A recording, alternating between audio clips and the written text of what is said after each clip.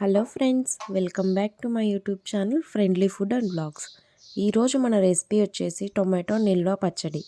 Air tight బాక్స్లో పెట్టేసి ఫ్రిడ్జ్లో పెట్టుకుంటే 2-3 మంత్స్ వరకు స్టోర్ చేసుకోవచ్చు. మా నానమ్మ దీన్ని చక్కగా రోట్లో రుబ్బి ప్రిపేర్ చేస్తుంది. టేస్ట్ మాత్రం చాలా బాగుంటుంది. ఫస్ట్ టైం చూస్తున్న వాళ్ళైతే మన ఛానల్ని సబ్స్క్రైబ్ చేసుకొని పక్కనే ఉన్న బెల్ ఐకాన్ని క్లిక్ చేయండి. ముందు 1 కేజీ టొమాటోలు తీసుకొని మంచిగా వాష్ చేసి తడేమీ లేకుండా తుడుచుకోవాలి. వీటిని మరీ చిన్న ముక్కలుగా కాకుండా ఇలా వీడియోలో చూపిస్తున్న విధంగా కొంచెం పెద్ద పెద్ద ముక్కలుగానే కట్ చేసుకోవాలి. ఉప్పు పసుపులో ఊరపెట్టి ఎండపెడతాం కాబట్టి అప్పటికి ముక్క సైజ్ అనేది చిన్నగా అయిపోతుందన్నమాట. అందుకే మనం కట్ చేసుకునేటప్పుడే ముక్కల్ని పెద్ద సైజులో కట్ చేసుకోవాలి. ఇలా వీడియోలో చూపిస్తున్న విధంగా పెద్దగా కట్ చేసుకుంటే మంచిగా ఉంటుంది. ఇలా కట్ చేసుకున్న ముక్కలన్నిటిని ఒక గిన్నెలో వేసుకోవాలి. నేను కొలతకి ఇలా చిన్న టీ గ్లాస్ అయితే తీసుకున్నాను. ఇది అందరి ఇళ్ళల్లో అవైలబుల్గా ఉంటుంది కాబట్టి కొలతలన్నీ ఈ గ్లాస్తోనే చెప్తున్నాను అనమాట. 2 గ్లాసుల గల్లులుప్పుని తలగీసి వేసుకోవాలి. ఈ చట్నీకి గల్లులుప్పు అయితేనే టేస్ట్ బాగుంటుంది, సాల్ట్ యూజ్ చేయకూడదు. అలాగే 2 టేబుల్ స్పూన్ పసుపు కూడా యాడ్ చేసుకొని ముక్కలన్నిటికీ పట్టేలాగా పిసుక్కుంటూ కలపాలన్నమాట.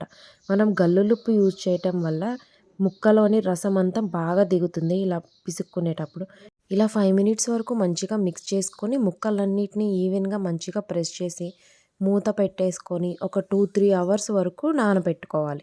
3 అవర్స్ అయిన తర్వాత మూత తీసి ముక్కలన్నిటిని మళ్ళీ ఒకసారి మంచిగా మిక్స్ చేసుకోవాలి. ఇలా మిక్స్ చేసుకున్న తర్వాత ఆ ముక్కలలో వాటర్ ఉండకుండా ముక్కల్ని బాగా గట్టిగా పిండేసేయాలన్నమాట. ముక్కలో నీరు ఎక్కువగా లేకుండా చూసుకొని గట్టిగా పిండుకొని వీటన్నిటిని ఒక ప్లేట్లోకి పెట్టేసుకోవాలి. ఈ ముక్కల్ని ఎండబెట్టుకునేటప్పుడు ఒకదాని మీద ఒకటి పడకుండా విడవిడంగా పెట్టుకుంటే ముక్కలు అనేవి చాలా త్వరగా ఎండిపోతాయి అన్నమాట.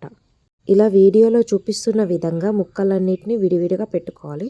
1 కేజీ కాయల ముక్కలు వచ్చేసి నాకు పెట్టుకోవడానికి 2 ప్లేట్ల వరకు పట్టాయి అన్నమాట. ఇలా మంచిగా పెట్టేసుకొని వీటిని ఎండలో ఎండబెట్టుకోవాలి. బాగా ఎండ వస్తే ఒకరోజు ఎండబెట్టుకుంటే సరిపోతుంది. ఇలా ఒకరోజు ఎండలో ఎండబెట్టుకోవాలి. అలాగే మనం టమాటాలు ఊరపెట్టుకున్న వాటర్ ఉంటాయి కదా, అందులో టమాటా ముక్కలు ఎండేంత వరకు చింతపండు నానబెట్టుకోవాలి. నేను చింతపండు క్వాంటిటీ వచ్చేసి 200 గ్రామ్స్ వరకు తీసుకున్నాను. మనం టమాటా ముక్కలు ఎంతసేపు అయితే ఎండబెట్టుకుంటామో అంతసేపు చింతపండు ఇందులో నానబెట్టుకోవాలన్నమాట. నేను ఈ చట్నీ చేసేటప్పుడు ఎండ అయితే బాగా వచ్చింది. నేనైతే టమాటా ముక్కల్ని ఒక్కరోజే ఎండబెట్టాను. ఈవినింగ్ కల్లా ఇలా ఆరిపోయాయి అన్నమాట. ఈ విధంగా ఎండిపోయిన తర్వాత ఈ ముక్కల్ని పక్కన పెట్టుకోవాలి. అలాగే ఇప్పుడు ఒక మిక్సర్ జార్ తీసుకొని అందులో మనం నానబెట్టుకున్న చింతపండు ఉంది కదా, ఆ చింతపండుని అందులో వేసేసుకొని మెత్తని పేస్ట్ లాగా గ్రైండ్ చేసుకోవాలి. రోల్ని మంచిగా శుభ్రంగా కడిగేసుకొని తడి ఏమీ లేకుండా ఆరబెట్టుకోవాలి. ఇప్పుడు ఇందులో మనం మిక్సీ పట్టుకున్న చింతపండు గుజ్జు ఉంది కదా, ఆ గుజ్జుని యాడ్ చేసుకోవాలి. అలాగే 2 వెల్లిపాయల వెల్లుల్లి రెబ్బలు కూడా యాడ్ చేసుకొని వెల్లిపాయలు మెత్తగా నలిగేంత వరకు మంచిగా రుబ్బుకోవాలన్నమాట. వెల్లిపాయలు మెత్తగా నలిగిపోయిన తర్వాత మనం ఉప్పు ఏ గ్లాస్తో అయితే కొలుచుకున్నామో అదే గ్లాస్తో 2 గ్లాసుల కారం, ఫుల్ గ్లాసుల ఉప్పు తలగీసి పోసుకున్నాం కాబట్టి కారాన్ని ఫుల్గా వేసుకోవాలి. ఇలా 2 గ్లాసుల కారం, అలాగే 1 టేబుల్ స్పూన్ మెంతి పసుపు కూడా యాడ్ చేసుకొని వీటన్నిటిని మంచిగా మిక్స్ అయ్యేలాగా రుబ్బుకోవాలన్నమాట. ఈ కారం వేసిన తర్వాత రుబ్బుకునేటప్పుడు నిదానంగా రుబ్బుకోవాలి, లేకపోతే చింది మీద పడిపోతుందన్నమాట. మీ దగ్గర రోలు లేకపోతే మీరు ఈ ప్రాసెస్ అంతా మిక్సీలో కూడా చేసేసుకోవచ్చు. అలాగే మనం ఊరపెట్టుకున్న రసం ఉంది కదా, ఆ రసాన్ని కూడా అందులో కొంచెం కొంచెంగా యాడ్ చేసుకుంటూ మొత్తం మిక్స్ అయ్యేలాగా మంచిగా రుబ్బుకోవాలి. ఈ రసం యాడ్ చేసిన తర్వాత చిందుతుంది, రుబ్బుకునేటప్పుడు నిదానంగా రుబ్బుకోవాలి. ఇలా కొంచెం కొంచెంగా యాడ్ చేసుకుంటూ మంచిగా రుబ్బుకుంటే ఆ రసం అనేది ఆ చింతపండు గుజ్జులో మొత్తం మిక్స్ అయిపోతుంది అన్నమాట. ఇలా మొత్తం యాడ్ చేసుకొని మిక్స్ చేసుకోవాలి. ఇది మొత్తం మంచిగా మిక్స్ అయిపోయిన తర్వాత ఫైనల్గా మనం ఎండబెట్టుకున్న టమాటా ముక్కల్ని అందులో యాడ్ చేసుకొని రుబ్బుకోవాలి. టొమాటో ముక్కల్ని మరీ మెత్తగా రుబ్బుకోకూడదు. కొంచెం ముక్కలు ముక్కలుగా ఉంటేనే మనం తాలింపు పెట్టుకొని తినేటప్పుడు ఆ ముక్క పుల్ల పుల్లగా ఉప్పు ఉప్పగా తగులుతుంటే టేస్ట్ మాత్రం చాలా బాగుంటుంది. ఎంతైనా ఈ రోట్లో చేసుకునే చట్నీలు మిక్సీలో పట్టినప్పుడు ఆ టేస్టే రావు అసలు. ఈ రోట్లో చేసుకున్న చట్నీలో టేస్టే వేరు అసలు.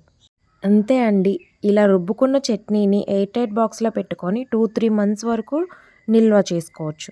మనకు ఎప్పుడు ఎంత కావాలంటే అంత కొంచెం కొంచెంగా తీసుకొని తాలింపు పెట్టుకుంటే సరిపోతుంది. ఈ చట్నీకి తాలింపు పెట్టుకోవడానికి స్టవ్ ఆన్ చేసి కడాయి పెట్టుకొని అందులో 2-3 టేబుల్ స్పూన్ వరకు ఆయిల్ వేసుకోవాలి. ఈ చట్నీకి తాలింపులో ఆయిల్ ఎక్కువే పడుతుంది. ఆయిల్ వేడైన తర్వాత 1 టేబుల్ స్పూన్ పచ్చిశనగపప్పు, ఆవాలు, జీలకర్ర అలాగే ఎండుమిర్చి కూడా యాడ్ చేసుకొని ఎండుమిర్చి మంచిగా ఫ్రై అయ్యేంత వరకు ఫ్రై చేసుకోవాలి. ఇలా ఫ్రై అయిన తర్వాత ఇందులో కచ్చపచ్చగా దంచుకున్న 4-5 వెల్లుల్లి రెబ్బలు, ఇంగువ, కరివేపాకు కూడా యాడ్ చేసుకోవాలి. తాలింపు మంచిగా వేగిన తర్వాత ఇందులో మనం ప్రిపేర్ చేసుకున్న చట్నీని ఒక 3 గరిటెల వరకు వేసుకోవాలి. ఇలా వేసుకొని చట్నీని మంచిగా మిక్స్ చేసుకుంటే టేస్టీగా చాలా బాగుంటుంది. వేడివేడి అన్నంలో కలుపుకొని తింటే టేస్ట్ మాత్రం ఇంకా బాగుంటుంది.